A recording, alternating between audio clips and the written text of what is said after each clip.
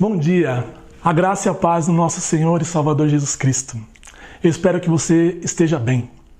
Vamos continuar falando sobre a boa notícia? E qual seria a boa notícia? Você pode estar imaginando, boa notícia, peraí, não. Boa notícia nesse tempo caótico? Vocês estão surfando numa realidade paralela, não é possível. E eu já adianto para você, não, jamais. Jamais faremos isso. Aliás, como comunidade, nós temos nos engajado a cooperar com aquilo que Deus está fazendo. Como comunidade, a nossa igreja tem feito e tentado cooperar com aquilo que Deus está fazendo nesse tempo. Então, boa notícia, qual seria a boa notícia? Qual seria essa boa notícia que vocês estão falando no Férias com a Palavra? A boa notícia é o Evangelho da Graça. O Evangelho da Graça do nosso Senhor e Salvador Jesus Cristo. Veja bem, graças a Deus aqui na nossa igreja, na nossa comunidade, nós aqui fomos abençoados um semestre inteiro no Ciclo Vida, falando sobre o cristianismo básico. Você deve se lembrar de alguma aula daquele tempo. Foi maravilhoso aquele tempo. Deus, ele encharcou o nosso coração com o Evangelho da Graça. Nós vimos professores trazendo assim conteúdos maravilhosos para a gente. Então, o Evangelho já foi trabalhado aqui na nossa comunidade, dentro daquele enredo, aliás, enredo criação, queda, redenção e restauração. A SL também, os professores da SL, trabalhou, como diz o Joãozinho, nós vamos trabalhar hoje, trabalhou esse conceito. Graças a Deus, eu acredito também que você tem esse conceito bem definido na sua mente. Mas qual seria a boa notícia então? Qual seria a boa notícia que nós temos? A boa notícia é a obra de Cristo. Aquilo que Cristo fez por nós. E o que Cristo fez por nós? 1 Tessalonicenses 1,10 diz que Jesus nos livrou da ira vindoura. Essa é a boa notícia já. Essa é a boa notícia.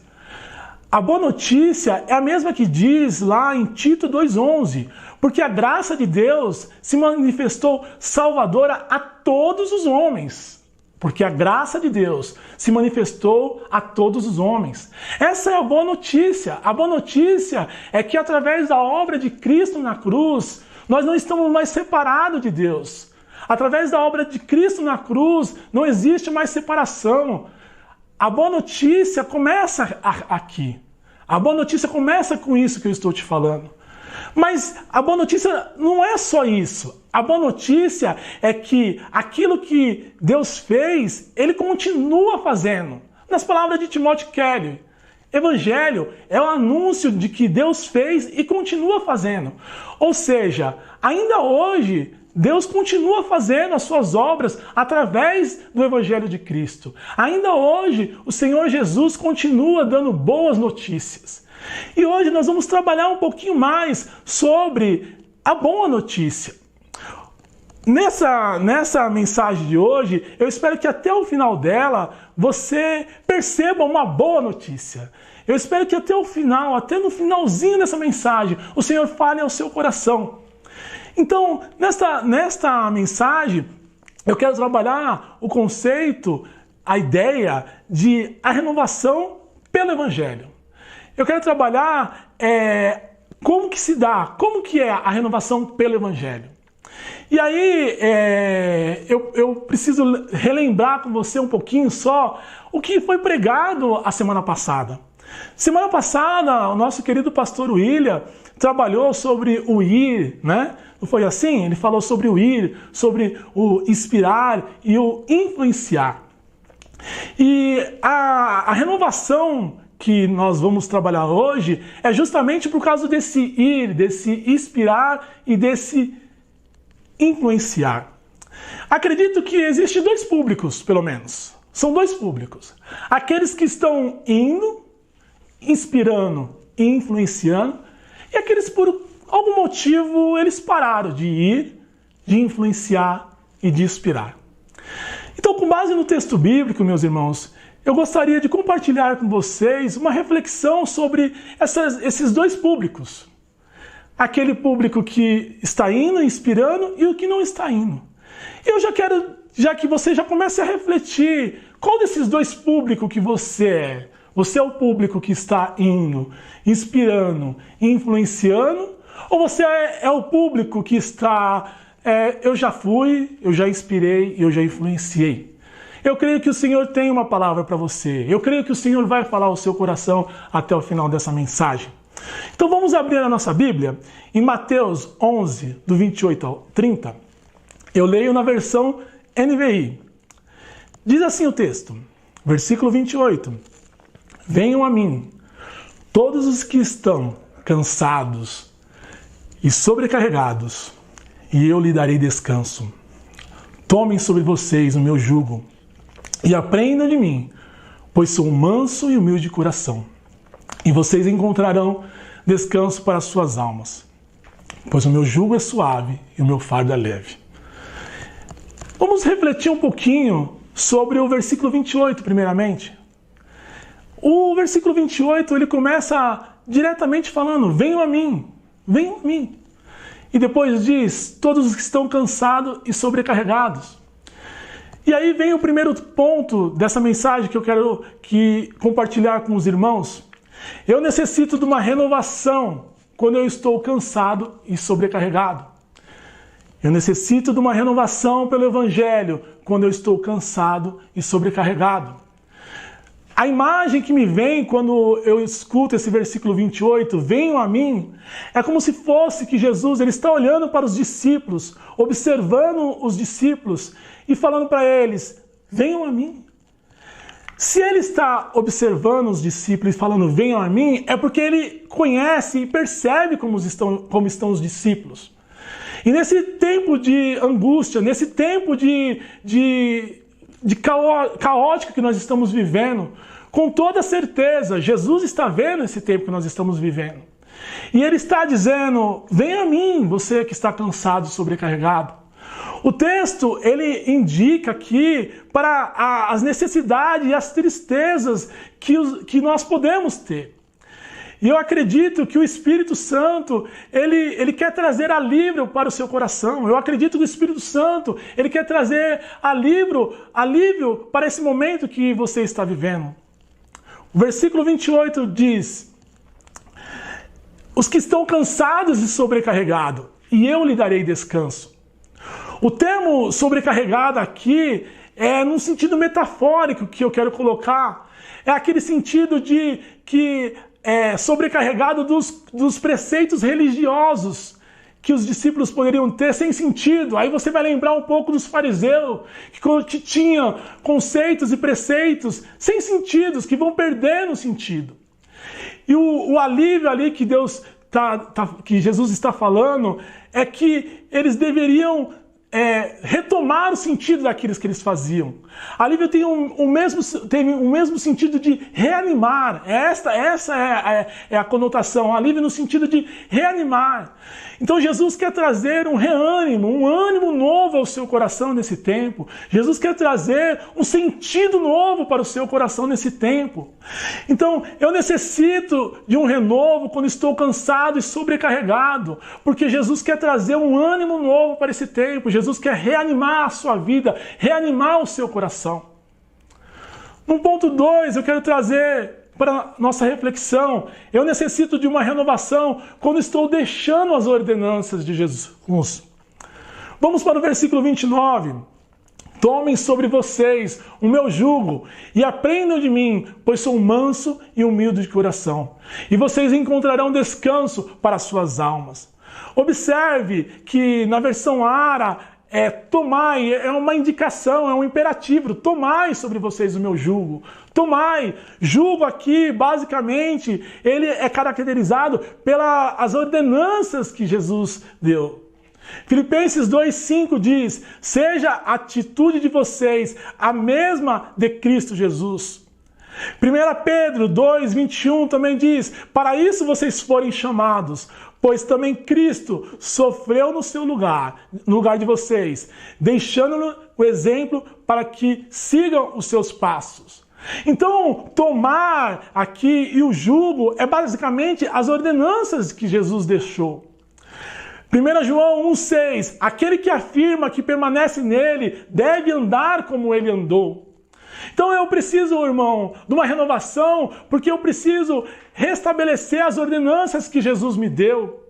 Eu preciso, mais uma vez, dessa renovação para me tomar as ordenanças novamente que o Senhor me deu. Aí cai aqui aqueles dois públicos, aqueles que estão indo, inspirando e influenciando. Eles precisam de um renovo para continuar a cumprir o ir, o inspirar, o influenciar. E aqueles que pararam de levar as ordenanças de Cristo, mais uma vez, Jesus quer trazer esse ânimo em você, Jesus quer reanimar esse ânimo em você e fazer com que você vá, que você inspire e que você influencie. Nós precisamos de uma renovação pelo Evangelho para continuar praticando aquilo que Jesus nos deu, aquilo que Jesus nos ensinou. Talvez hoje seja um tempo de renovação na sua vida. Talvez hoje o próprio Cristo se apresente com o Evangelho da Graça, renovando, reanimando o seu coração. Um terceiro ponto, eu necessito de uma renovação quando que parece que o fardo que conheço de Jesus não está leve. Versículo 30 de Mateus 11, pois o meu jugo é suave e o meu fardo é leve. Fardo aqui, ele é bem próximo de jugo, é verdade, tem uma proximidade muito grande, mas ela tem um outro sentido. Eu quero colocar num outro sentido, porque fardo aqui, meus irmãos, é naquele sentido de que é algo que você está levando. E Gálatas 6,4 diz assim, cada um examine os seus próprios atos, e então poderá orgulhar-se de si mesmo, sem se comparar com ninguém. Pois cada um deverá levar a sua própria carga. A carga aqui, meus irmãos, é no sentido de uma responsabilidade que você tem. E aí entra um ponto nessa pregação, nesse sermão aqui que eu estou tentando compartilhar com você, que é algo muito particular. A carga, a responsabilidade que você carrega, é só você, meu irmão, que pode levar, no sentido de responsabilidade. Essa carga, ela é tua, Deus deu, é como se fosse a sua vocação. Então, se ela é sua, Jesus, Ele quer que você continue indo, inspirando, através da responsabilidade que Ele deu. Mas talvez você tenha parado, mas existe uma responsabilidade na sua mão. E Jesus quer que você retome essa responsabilidade. Jesus quer que você, mais uma vez, pegue essa carga, porque a carga que Ele dá é leve. A carga que Ele dá não é pesada. A carga que Ele dá não é no sentido de ordenança sem sentido. A carga e a vocação que Ele te deu tem um sentido, tem um porquê, tem uma razão. 1 João 5, 3, 4 e 5 diz, porque nisso consiste o amor de Deus, obedecer os seus mandamentos, e os seus mandamentos não são pesados, os mandamentos do Senhor não são pesados. Versículo 4, o que é nascido de Deus vence o mundo, e esta é a vitória de quem vence o mundo, a nossa fé. Quem é que vence o mundo? Somente aquele que crê que Jesus é o Filho de Deus. Veja bem, meu irmão, se Deus te deu uma vocação, ela não é pesada. Se Deus te deu uma obrigação aqui no sentido mais amplo da palavra, de responsabilidade, essa é a melhor palavra, ela não é pesada. Por quê? Porque o fardo dele é leve. Talvez você pode ter se embaraçado com alguma coisa, você pode ter se embaraçado com algum outro sentido, mas aquilo que Deus nos deu não é pesado. Agora, meus irmãos, por que eu preciso de uma renovação? Porque eu posso estar no piloto automático. Porque quando nós tínhamos a reunião no templo aqui, nós dizíamos assim, olha, a pessoa está presente ali, mas a mente dela está voando. Sabe lá Deus onde está. E agora, pode ser que o aparelho está online, mas sabe lá Deus onde você está. Então eu preciso de uma renovação pelo Evangelho, você precisa de uma renovação pelo Evangelho, nós precisamos de uma renovação pelo Evangelho, para ir, para inspirar, para influenciar. Jesus quer que nós recebemos uma renovação pelo Evangelho. E aqui, meus irmãos, eu vou ser bem sincero com você, para nós que nós somos pentecostais, nós dizemos, renovação, é bem bonitinho, é bem polido, mas nós dizemos também avivamento. Nós precisamos de um avivamento. Quando nós estamos meio cabisbaixo, deixando de fazer aquilo que o Senhor nos deu, deixando de ir, deixando de inspirar, deixando de influenciar. É momento de nós pegarmos e falarmos: Senhor, traz o avivamento no meu coração. Esse avivamento, ele precisa começar de uma forma particular, de uma forma pessoal. Esse avivamento começa se desdobrando nas suas atitudes. Não são conceitos abstratos, morais, que você fala assim: nós temos uma moral lá em cima. Não é esse o sentido.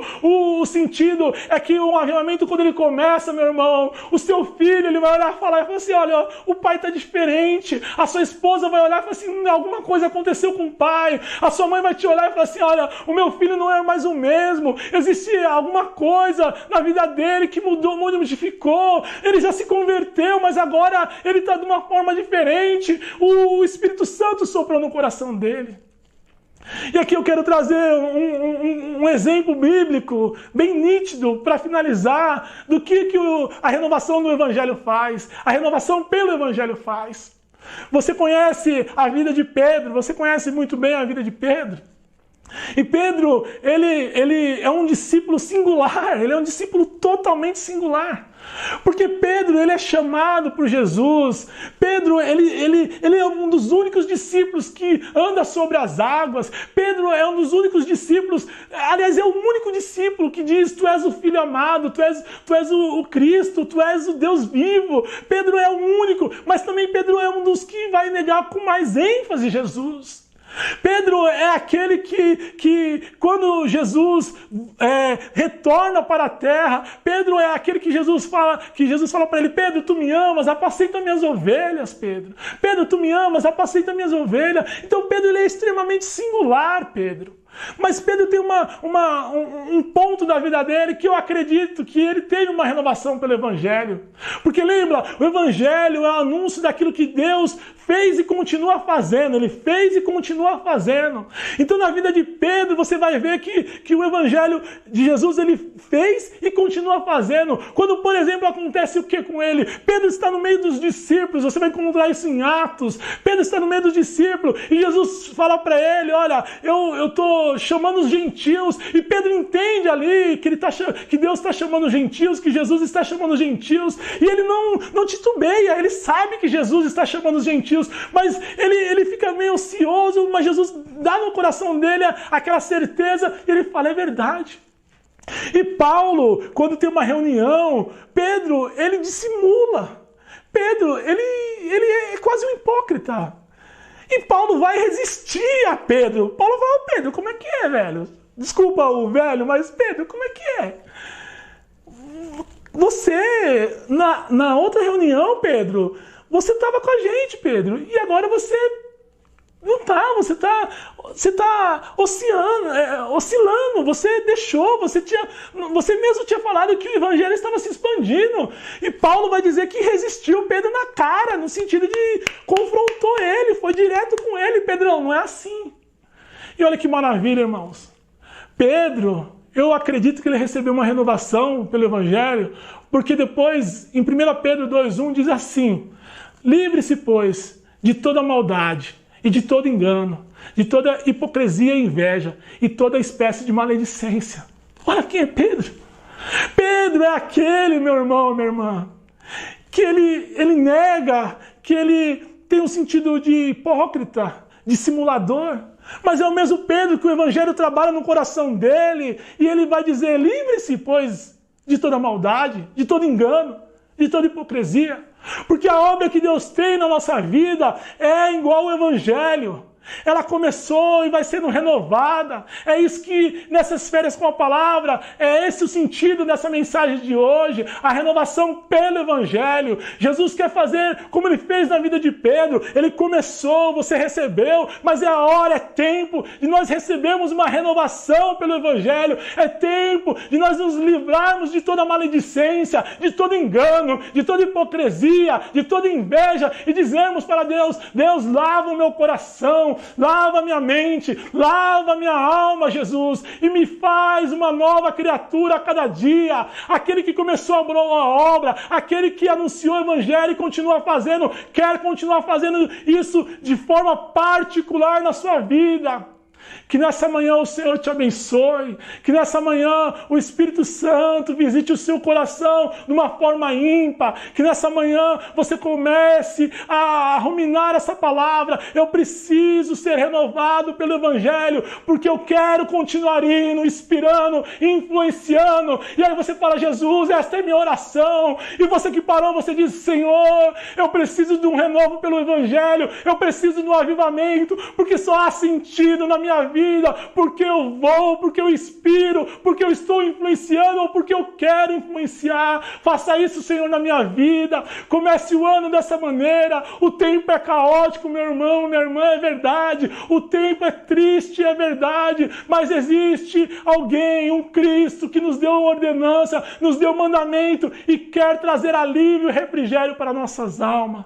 Que o Senhor te abençoe, que o Senhor te dê a paz e que o Senhor traga alívio para você que está sobrecarregado. Que Deus te abençoe. Amém, Jesus.